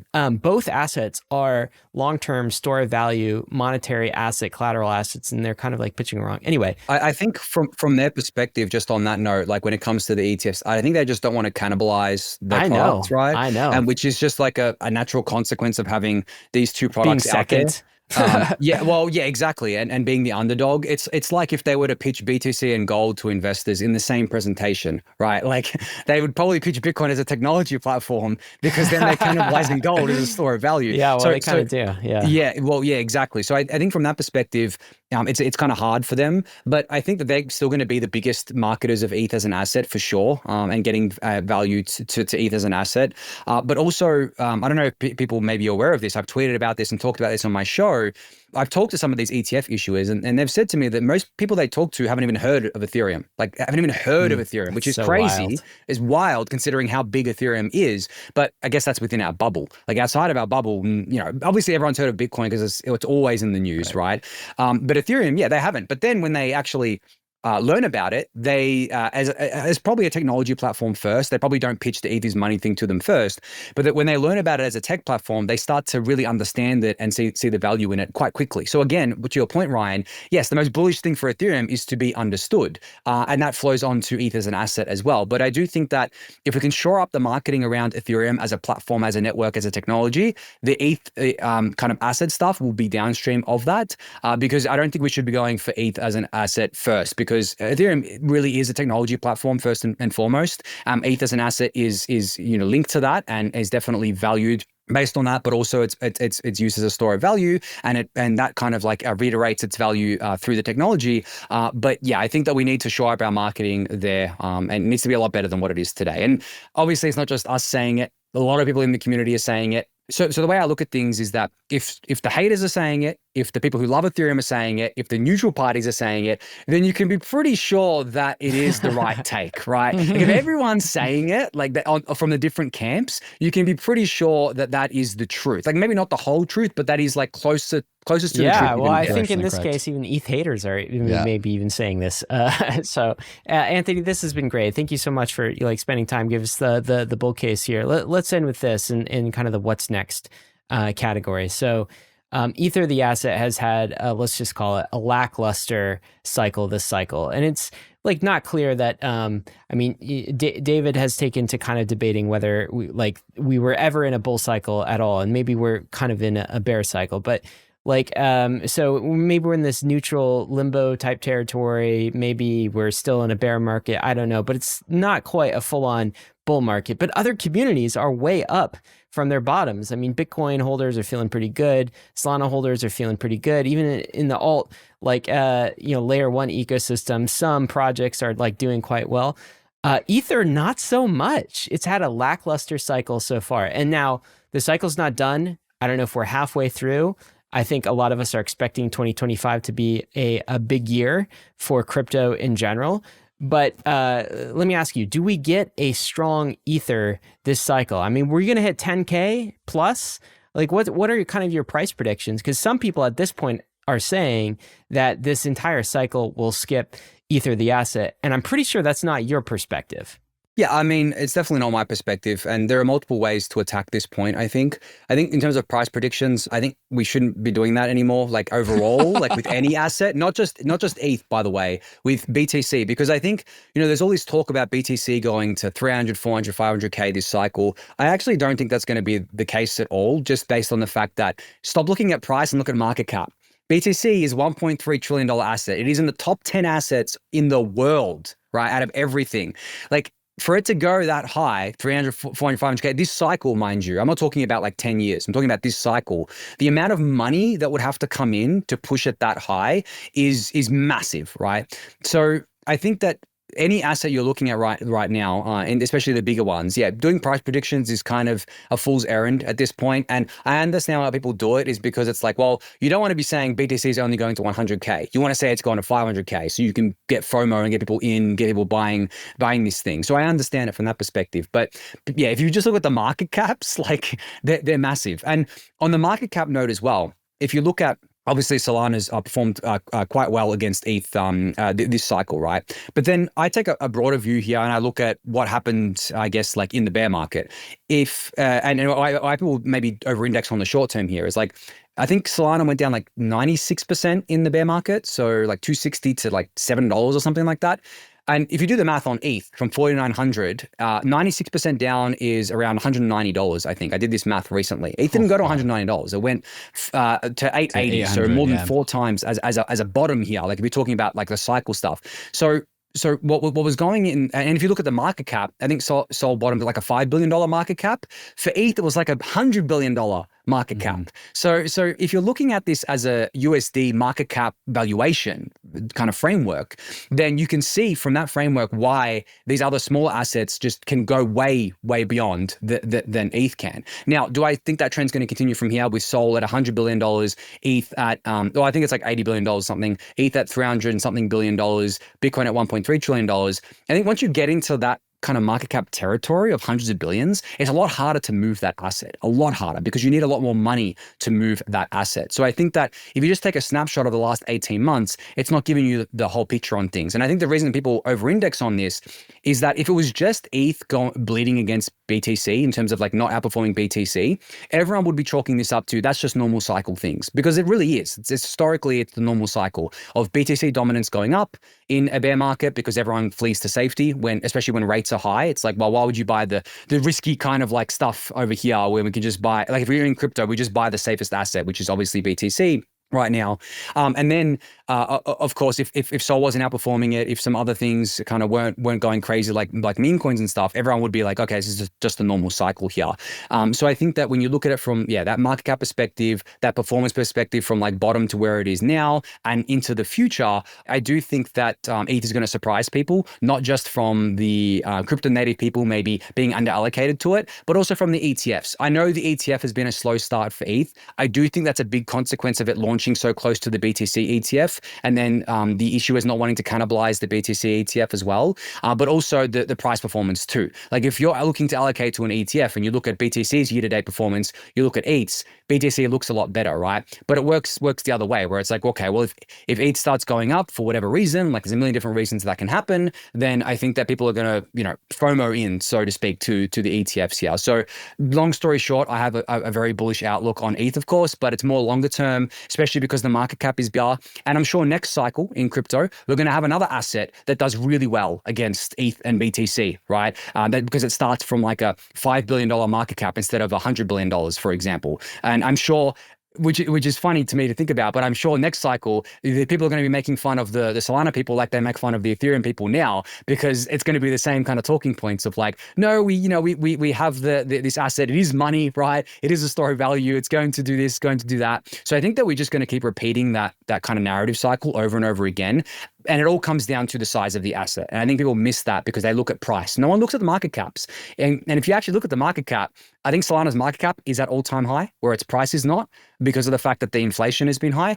Bitcoin's market cap and price are at all-time high today, but look at inflation-adjusted price as well. Then no one looks at that either. Bitcoin's inflation-adjusted all-time high is higher than what it is at 73K or whatever it is. Same for all the other assets. But I think people over-indexing on price is where the confusion stems from, and where they may not be able to zoom out and see the bigger picture here. Bottom line, Anthony, you think ETH is going to like not be skipped this cycle? It's going to have a blessed cycle, at least, because so far, I mean, the last time Bitcoin hit 70K, this was earlier this year, and Ether was closer to 4,000. It was like 3,800 or something like this. And this time it's at like 2,500, and people are saying like, like what's happening here? And they're worried that the cycle's just going to skip, like leapfrog right over ETH. I don't think skip's the right term. I will say that of course, I expected ETH to perform better against BTC during the kind of cycle because of the better stuff like the merge reducing issuance by 90%, the burn, stuff like that. But I think I've learned that maybe the hard way that liquidity cycles matter a lot more for these assets than individual kind of, I guess, like tech improvements and issuance stuff. Because if you actually plot the ETH BTC chart against the rates, like the US rate chart, it's not like a one-to-one mapping, but like it seems to follow. And that's like a liquidity chart, where essentially when liquidity is getting out of the markets and going into like treasuries, people who are still in the markets don't necessarily want to bet on like super risky stuff, so they go into the safest asset. But if you actually look at crypto more broadly, the only assets that have performed like extremely well over like maybe the last year is BTC, SOL, of course, and then meme coins. Now, meme coins have a market cap of basically nothing. Like that's why they perform well. You can't even compare those things to those three, to BTC and SOL even, and even ETH, of course. But if you actually look at the broader market, yeah, people aren't bidding on the DeFi tokens that are actually doing well, the L2 tokens, stuff like that. Like they've all bled completely. They're all down, not only against ETH, but against USD, or at least most of them are. So I think as much as people maybe don't want to admit this, liquidity cycles, rate cycles, the Fed cycle plays a huge part in all of this. And if that's true, you could expect ETH to outperform from here, now that the rate cycle is flipped and we're going with cuts now instead of rises, and monetary policy is easing. So if that is true, and that holds true, that thesis, then yeah, ETH should outperform BTC from here. I know Ben Cohen, who you've had on, he's very big on this, right? And I'm not the only one saying this. He's been saying it for quite a while now. But just looking at the data and seeing what the picture that kind of paints, that's how I view it here. Not to say that fundamentals don't matter, they absolutely do. If they didn't matter, then ETH wouldn't be worth $300 billion, and SOL wouldn't have gone up from all the economic activity that it's been able to generate and all the growth that it's had. But if you're looking longer term out and you're looking at these assets versus each other, not the USD market cap, I think it comes more down to liquidity cycles than anything else. I think at this point in the market, you got a lot of bulls cheering Ether on, and certainly like a lot of core believers that are still holding Ether, right? It's like, I don't know who sells at this point. I mean, we probably have a pretty diamond hand gang. Well, and the thing is that like at the market cap size that ETH is, it's all about, okay, where does the next marginal dollar come from to move the price? Like a regular retail user buying a few $1,000s worth of ETH is doing nothing to the price of ETH. Even like a lot of those investors, probably not moving ETH that much, much because it's such a big asset. Same with BTC, mind you, and maybe even SOL's getting to that now because it has such a large market cap now. So then BTC has been able to get that marginal buyer via the ETFs who are buying lots of BTC, obviously, and that's people that's regular people as well. But there's also massive kind of funds and Wall Street and stuff like that. So until ETH has that, which I think it will in the future, but I think a lot of people are basically making the kind of bet. It's like, okay, well, until ETH has that, ETH's going to struggle to kind of move up because it needs that marginal big money buyer to move its price. But if you don't believe that's coming, then yeah, you can be bearish ETH. Like if you don't believe that's coming, I do believe it's coming. I really do. And I think people are underestimating it.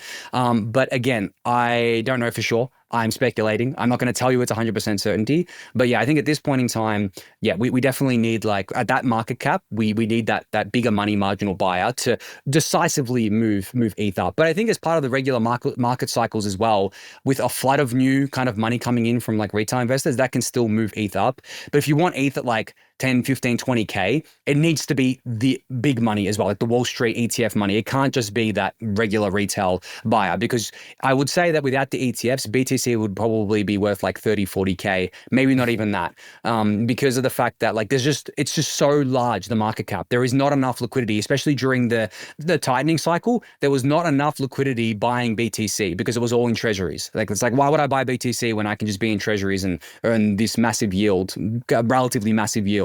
So yeah, I think from that perspective, yeah, I'm bullish going forward on ETH getting that money. Well, there you go. Bankless Nation, Anthony Sassano is still bullish ETH. Anthony, thank you so much for joining us today.